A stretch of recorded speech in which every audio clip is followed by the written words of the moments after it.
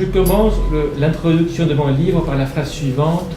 L'influence de la pensée de Claude Lévi-Strauss sur l'œuvre de Jacques Lacan n'est plus à démontrer.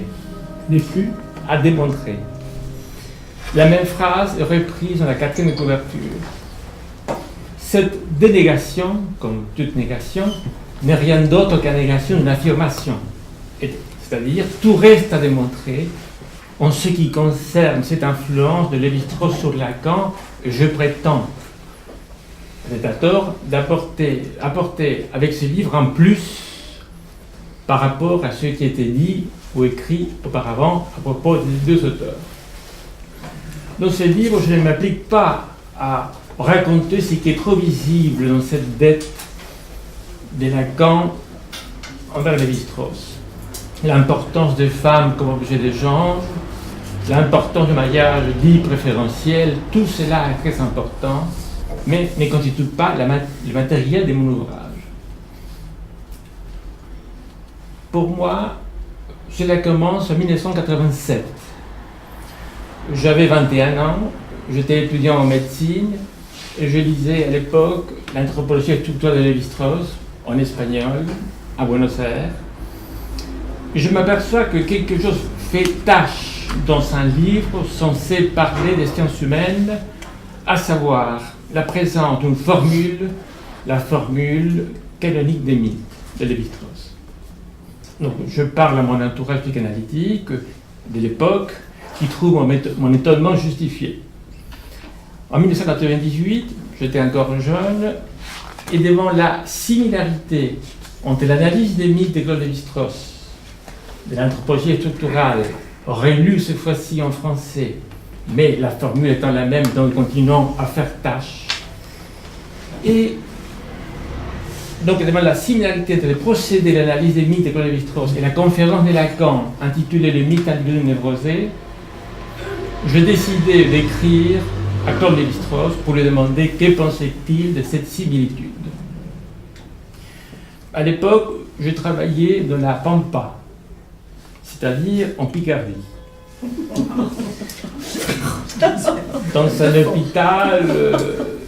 hôpital psychiatrique avec des locaux vétustes, dans un service qui s'occupait de soigner les prolétariats malheureux victimes de sa maladie mentale, elle-même étant sans doute la résultante de quelques générations consanguines de la précarité et de l'ère déjà post-industrielle. J'étais donc une sorte d'ethnologue venu d'Amérique du Sud pour étudier les populations sans mariage préférentiel, malgré les alliances entre cousins et cousines fréquentes en Picardie. À l'époque, Serge Côté avait suggéré que peut-être Claude Lévi-Strauss, en recevant cette lettre d'un Argentin vivant à Ville, il faut quand même le faire, Argentin vivant à Ville, s'est souvenu de lui-même au Brésil, au même âge. Et donc, Claude Lévi-Strauss m'a répondu, il en a échangé plusieurs lettres entre 2000 et 2007, sans compter une conversation téléphonique en 2008, il avait 100 ans.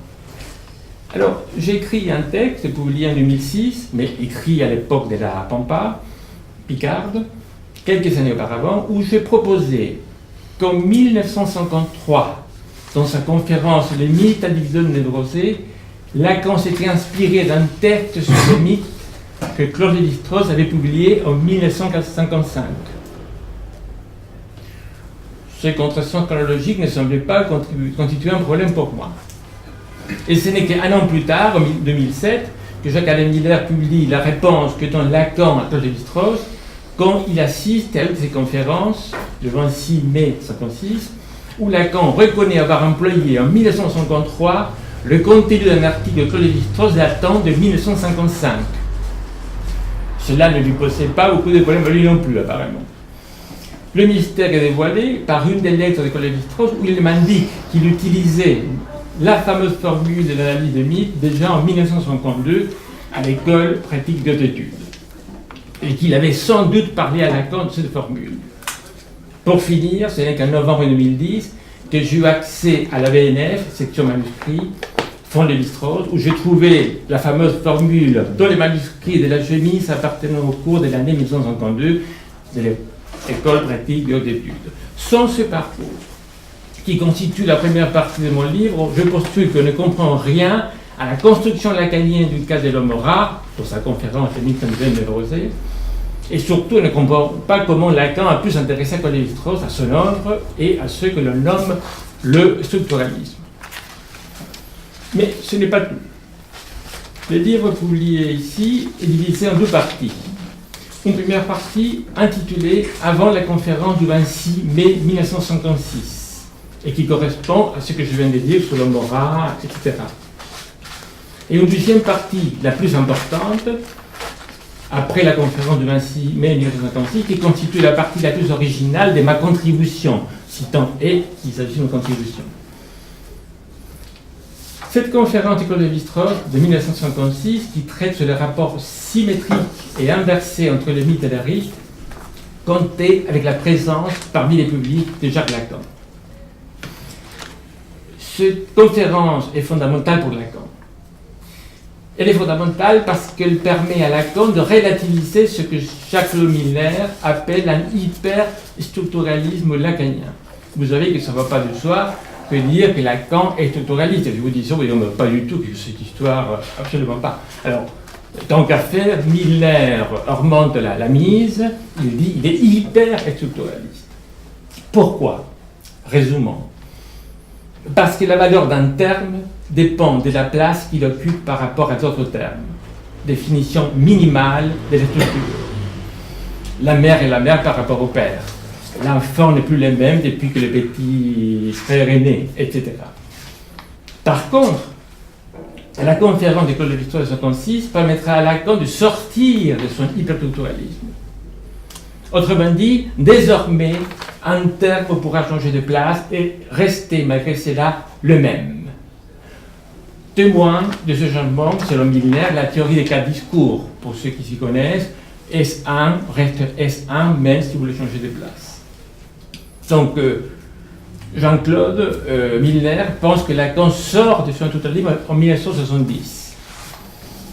Je suis du verbe suivre Jean-Claude Milner dans sa définition. J'utilise ces outils, sauf que je me permets de corriger sa datation. Je crois que ce changement opère déjà dans le séminaire de Lacan sur la relation d'objet, année 1957. Et que ce séminaire, non seulement doit tout à Claude Lévi-Strauss, ça va de soi, mais il doit surtout tout à la dite conférence de Claude Lévi-Strauss qui avait eu lieu 5 mois auparavant, comme par hasard. Première conséquence de cette influence, grosse comme une maison, et donc invisible tout comme une maison, c'est l'usage détourné, différent, tordu, que fait Lacan de son schéma L. Désolé pour ceux qui ne le connaissent pas. Un schéma modifié qui n'a rien à voir avec ceux qu'il avait utilisé jusqu'à cette date-là. Ce n'est plus le schéma L que l'on connaît. Il suffit d'y s'arrêter pour s'en apercevoir. Autrement dit, Jacques-Alain Miller a publié en 2007 la réponse de Lacan à la conférence de Lévi-Strauss, mais il n'a pas publié la conférence de Lévi-Strauss, pour des raisons des droits d'auteur, évidemment. Mais, si on est sérieux, et pour vraiment comprendre la réponse de Lacan à Lévi-Strauss, il faut lire ce qui provoque cette réponse de Lacan, à savoir la conférence de Lévi-Strauss, et c'est ce que je fais dans mon livre. Je fais bref. Cette nouvelle vie dans l'ordre de Lacan, une nouvelle vie qui doit tout à la conférence en question, passe essentiellement par la notion lévi-straussienne de permutation. Et qu'est-ce que c'est que cette permutation? Eh bien, rien de moins que l'idée selon laquelle un terme peut changer de place et rester pour autant le même. Et on ne comprend rien, c'est mon hypothèse, à Lacan, à partir de 1957, qui n'a pas compris l'impact qu'a sur son enseignement la notion de permutation. Je vais dire qu'on ne comprend rien à ce que Lacan nomme, enfin la genèse de l'idéal du moi, par exemple. Oh, les 3 temps de l'Édipe, etc. Tout ça ne comprend rien si on ne comprend pas cette idée de permutation. Pour finir, je postule que les conséquences de cette permutation s'étendent jusqu'à 4 discours, de là la validité de diagnostic de Milner. Je dis par là que les 2 mouvements essentiels au fonctionnement des 4 discours, à savoir la progression et la régression, désolé pour ceux qui ne connaissent pas, constituent le cœur de la démonstration lévi-straussienne à propos des rapports entre les mythes et le rite. Dernier point, je m'arrête là. Pour finir ces condensés de mon ouvrage, je passe à un autre registre. Je postule aussi que toute l'analyse lacanienne du cas du pétillance, désolé, toujours de la séminarisation d'objets, est plus ou moins calquée sur les mythes centrales de la conférence de Claude-Lévi-Strauss de 1956, à savoir le mythe du garçon enceint. Il s'agit d'un petit garçon qui a des pouvoirs de chaman, de manière innée, alors qu'un vieux sorcier qui voit que le jeune enfant fait fortune, qu'il lui fait la concurrence, vient le voir pour savoir d'où tient-il ses pouvoirs, comment ça se fait que l'enfant sait tout ça. Comme il ne sait pas d'où tient ses pouvoirs l'enfant, le vieux sorcier l'encercelle, le dupe, et il tombe enceint. L'enfant, les garçons. Passons en revue, et je finis là, ces points d'analogie entre les deux garçons, les garçons enceints, 1956, et le pétillance, version Lacan, 1957. 1. Le garçon enceint est dans une position impossible d'être un chaman inné, tout-puissant. Avant de devenir enceint, l'enfant a tous les pouvoirs. Il est un initié au chamanisme sans l'avoir été lui-même auparavant. Il y a donc une carence d'initiateur. Et de ce fait, c'est un super initié, dit Claude-Lévi-Strauss. Même situation pour le pétillance, dans la lecture lacanienne, puisque Freud ne le présente pas ainsi. Le pétillance est en quelque sorte un super phallus, dans la mesure où il vit, je cite Lacan, une identification parfaite à l'objet de l'amour maternel. Il est identifié au phallus qui manque à la mère, ce qui lui octroie tous les pouvoirs. Deuxième point, les garçons enceints est dupé par les vieux sorciers, mais en réalité, il est dupé par la situation de croire qu'il a tous les pouvoirs, alors qu'en réalité, il ne sait pas lui-même d'où tiennent ces pouvoirs-là. Il est dupé par son omnipuissance. Même situation chez le pétillant, version lacanienne, pas freudienne. Freud ne parle pas de ça. Il est dans une situation leurrante vis-à-vis de la mère, car celle-ci lui fait croire qu'il est tout ce qui lui manque. 3. Le garçon enceint est interrogé par un vieux sorcier avide. Je cite Claude-Lévi-Strauss, pendant plusieurs jours et plusieurs nuits d'affilée, les vieux sorciers s'impatientent et lui disent « J'ai tout raconté, il est temps que tu m'apprennes d'où tiennent tes pouvoirs ». De même, nous trouvons pour le pétillance un parallèle avec les questionnements anxieux du père Lacan dixit. 4.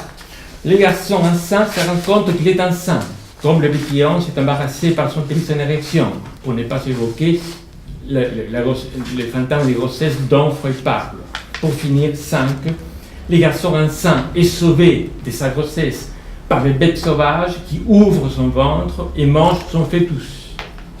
Même histoire sur l'interprétation lacanienne et pas du tout freudienne. Pour le pétillance, il est sauvé symboliquement par les plombiers et l'installateur qui percent la baignoire, mais aussi son ventre, et permet ainsi une castration symbolique bénéfique. Je m'arrête là.